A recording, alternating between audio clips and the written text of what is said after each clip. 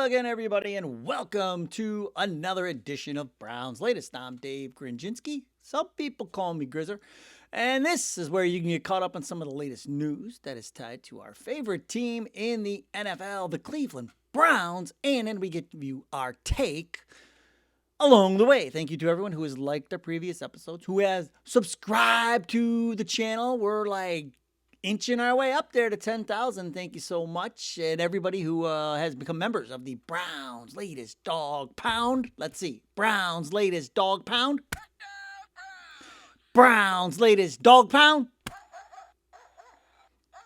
All right, we're only off one that time.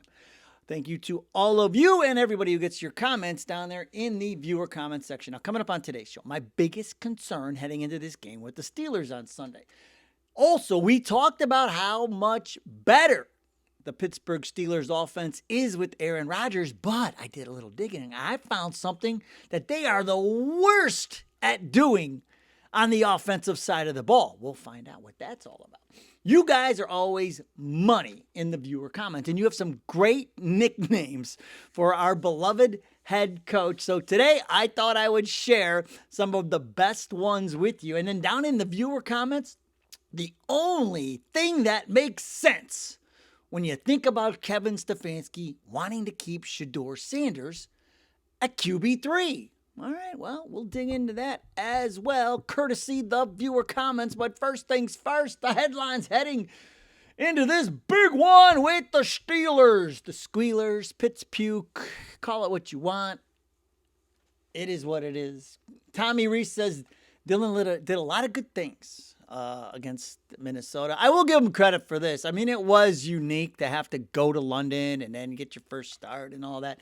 So, he handled a lot of things well. The one thing he didn't handle was third downs. 3 for 15 on third down. That's got to improve. Reese says he expects things to be better this week. But the problem is you got to go to Pittsburgh with that defense, forcing the most turnovers in the league. I think they have 10 already. So got that going for us.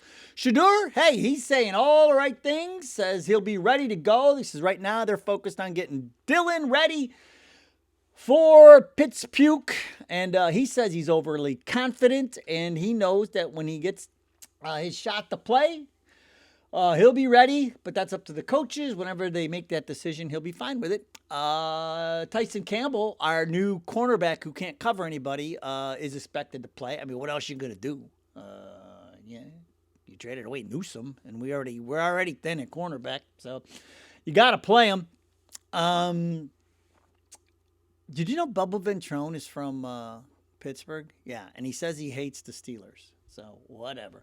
But the other thing is we're going to see is more Cam Robinson. We will see more of that, which leads me to my biggest concern for Sunday, and it is left tackle. So, here are your options. The rookie, you send the rookie out there against this Pittsburgh defense, or the guy you picked up 2 weeks ago who has been in the league for 10 years and never really latched on with anybody. So I think we're going to go with option 2 because he has more experience. Maybe there's a chance he's played in Pittsburgh before. I will say this, Conklin in his first game back actually played pretty well. On 36 dropbacks, he allowed just 1 pressure and no sacks. So he graded out pretty well. But it's the left side that's the problemo. We have receivers that can't get open. Dillon's going to be dropping back. He's going to need some time. Blind side seems to be covered, but don't forget, they got a guy called TJ Watt. I heard he's pretty good. They're going to move him around. Even Reese said they are so good at making a quarterback feel unsettled. And with the turnstile at left tackle, doesn't help the situation at all. So that is a massive concern heading into this game on Sunday. Now, one thing that when you're playing against Aaron Rodgers that is typically a concern is him throwing deep. I mean, he's been one of the best deep ball throwers in the league for a long, long time. 21 years he's been around as A-Rod. A-Ron, as we like to say sometimes, thanks to Key and Peele. That is so great. I love that bit. But I digress. But listen to this. So, Pittsburgh, they average 4.7 intended yards, which is by far the lowest in the league right now. They're throwing for less than 5 yards, intended air yards. Arizona's in front of them. They're at 5.9. So, this isn't even close. But the reason this is working for them is because Rodgers is throwing receivers open. And they catch the ball with room to run. They're generating 7.5 yards after the catch. The yak. 7.5.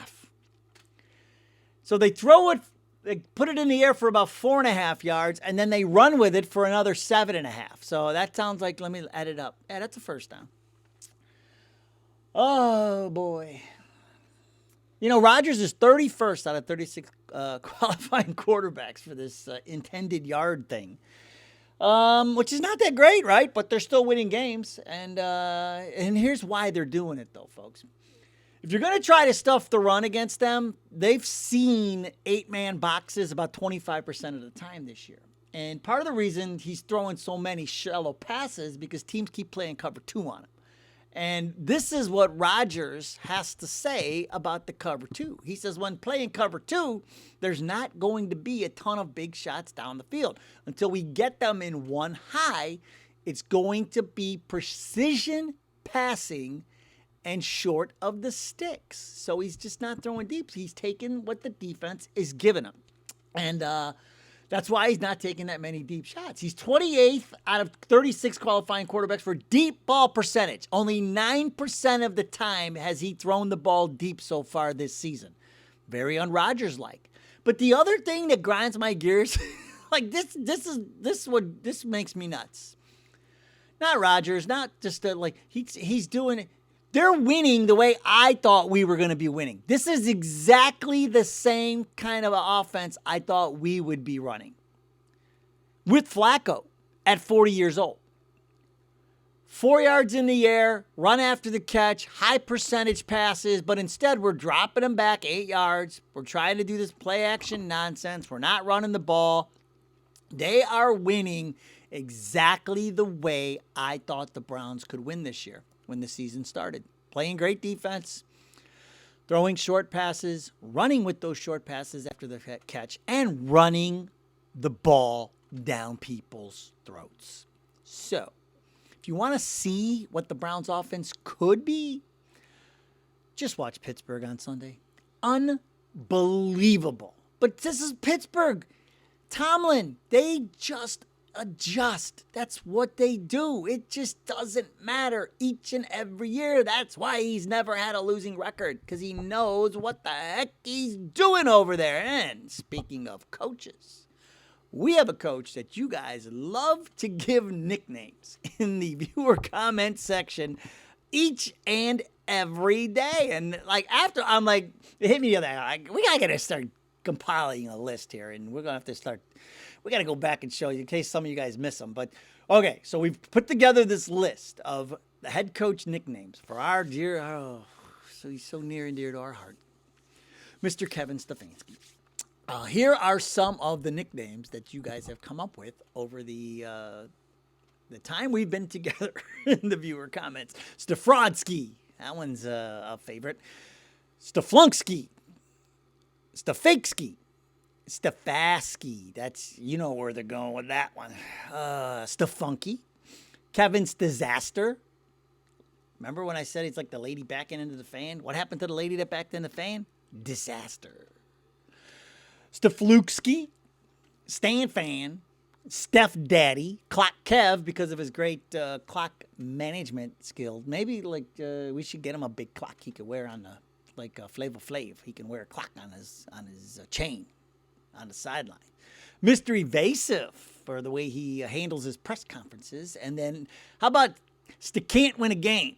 How about that one? There's another good one. So you guys are so creative. And the viewer, I talk about it all the time, how good the viewer comments are. And so that's a great setup for today's viewer comments. So, just You guys, the viewer comments, the nickname, everything. You guys are awesome. Cracks me up. But those are some. If you got others, send them in. We'll make another list and we'll share them in another day. All right, here we go. At Graham7914, who says, Gabriel needs to lead the team to scores above 20 points and a few wins to remain QB1 beyond game number 12. Is that a coincidence? 12, game 12? 12 is now QB2. Is that a coincidence? He continues. Solid but losing only secures him QB2 in 2026, no matter whether it's Sanders or a shiny first-round QB is drafted. That's true. I mean, safe is nice, but if it's not winning games and putting points on the board, it's not going to get you a starting quarterback job in the NFL. It's going to land you as a backup because you're a safe option to go to when your number one quarterback is unable to go. So great take, Grams. Glenda McGee, 7390. This is a good take. She says, y'all don't see the play. Kevin would rather stand on that hill with Dillon Gabriel and get fired before he plays Shedeur. I don't know if it's that drastic, but I get where you're going. She continues. His house is on fire and the fool is pouring a bottle of water on it. Sad part is he's ruining Dillon Gabriel while trying to ruin Shedeur. He can't make Dillon Gabriel someone he's not. He is not him, and he never will be. That's when everybody goes back to the third-round draft pick. Why? Like it just doesn't add up. I mean, because you honestly think you could win a Super Bowl with the short left-handed quarterback since it's never been done before? Like, I just don't get it. The short part, it's been done, Russell Wilson. The left-handed part, it's still out there. I just don't get it. And we got a left tackle problem. Maybe that was the thinking. Well, we can't find a left tackle. We got a halfway decent right tackle when he's alive and ready to play. So we'll just go with the lefty. I don't know, man. Nobody can figure it out, but that was a great take, Glenda McGee. Elijah Sands, my guy. He has some great takes, and here's one of his. He says, the only thing that makes sense, and this is what we teased at the top, the only thing that makes sense is that Kevin is predicting something, or perfecting something with Shedeur. I hope, like a training arc for longevity, building good habits and forgetting the bad habits takes time. Could be. I mean, giving Kevin Stefanski a lot of credit there, Elijah. But there's part of me that thinks like that, too. I feel like, you kind of have to believe it. I mean, of course, every coach wants what's best for their player. And so, you don't want to stick them out there before they're ready. But the other thing is this. We always knew Dillon Gabriel was going to play first because he was picked first. And so that's just how it works at this point in the NFL. Now, I mean, I think the guy's better. I mean, that's what Russell Wilson had. That's what happened in Seattle. Because they had their guy, but then Russell Wilson came strolling in and they're like, hey, the rookie's better. We're going with the rookie. So it does happen sometimes. But I think the history of the quarterback abominations here in Cleveland is a factor. And I think that you're trying. I don't think they wanted to play Dillon this early. I think they wanted to wait longer on Dillon. But Flacco, I personally believe that the offense is a huge, huge part of the way the quarterbacks are looking. So I think Stefanski needs to take a second look at that. He needs to look in the mirror. This offense is horrible, and he's not setting up our quarterback. He set up Gabriel to be successful the other day with his 2-yard passes. Could have done that with Flacco, and who knows where we'd be right now. Who knows where we would be. Chad Wilder says, what's strange is watching Sampson come in for one play to get blown up because the lineman missed his block and then not letting Sampson touch the ball again. Like it was his fault. His line took a play off that snap. And Chad Wilder, did we just become best friends? I could not be any more in agreement with you. I don't know what is going on with Sampson, and I don't understand why he gets to go in there for one play, get schmuckered in the backfield, and then we never see him again. Soda Pop Dave, I'm gonna call him out because we got in a little tussle over this one the other day. He's like, he's not any good. You could tell he can't block. He's like, how can you tell any of that? He's not on the field. You can't say that. We got to see him. And what I saw in the first 2 games was great, especially the first game against Cincinnati, catching the ball out of the backfield. Like, he is to me, he's just like Judkins. You keep giving him the ball, you're going to get 2 yards, 3 yards, and then boom, 60 yards and a touchdown. They both remind me. It just reminds me of Adrian Peterson. I always go back to that when if Adrian Peterson in fantasy, you look at maybe you lost you look at oh man, how's Peterson doing? 12 carries for 19 yards. What is going on? And then you look 2 minutes later, he's got 13 carries for 109 yards because he just broke one for 90 yards. That's how he's a home run hitter. I think we have 2 home run hitters. We're only using one of them. We got to get Sampson on the field, man. We have got to get Sampson on the field. Now, Neil Robinson, 8702, doesn't like. He thinks I pick on Dillon too. I'm not trying to pick on. I'm just kind of echoing what everybody else says and what I see. He calls it lefty discrimination. Now, here's what I will tell you. I know exactly what that is because I am a left-handed batter and a left-handed golfer. If you're left-handed as a golfer, have you ever tried to go out and buy new golf clubs? It is the most difficult thing to do on the planet. It really is. If you're a left-handed golfer, you cannot find left-handed golf clubs anywhere to try. You have to wing it. And so I know exactly what lefty discrimination is, Neil Robinson. Robeson. But what we're doing with Dillon is just facts. We're just spitting facts. It's not lefty discrimination at all. And plus he's 5'11", and he can't throw over the lineman. So there's a lot of things going on there. Neil Robinson, appreciate the tank and support our lefty golfers. We'll end on this. GRB3748, who says, he puts in quotes, there is no way should just be the name of your channel. And I said, you know what? You're exactly right. Because there is no way to tell what this team is going to do next every single day. Like what move they're going to make, what decision they're going to do. Like he's right. It really should be called There Is No Way. But it's not. It's called Browns Latest. I'm glad you found us. Thank you so much. Hey, you know what tomorrow is? Tomorrow's Saturday. You know what that means? Predictor Pen. Hey, I don't, I'm just going to tell you. The Predictor Pen has predicted the outcome of the Browns games correctly every single time. Predicted the one win, has predicted all of the losses. So take that for what it's worth. But and got the Judkins over last week. Got a lot of things right last week. It's strange, man. So that's why the Predictor Pen will be back tomorrow. And so will I. Hopefully, all of you will be back too. All right, hey, it's Steelers week. I feel like we're just trades and all this other stuff. Like we're distracted. We hadn't even focused on Pittsburgh because of all the other stuff that's going on. So we got to get it back. Let's go. Get those vibes going. We can go in there and beat Pittsburgh. Turn our season around beginning this Sunday. Let's go. There's the song. Go Browns. We'll see you next time.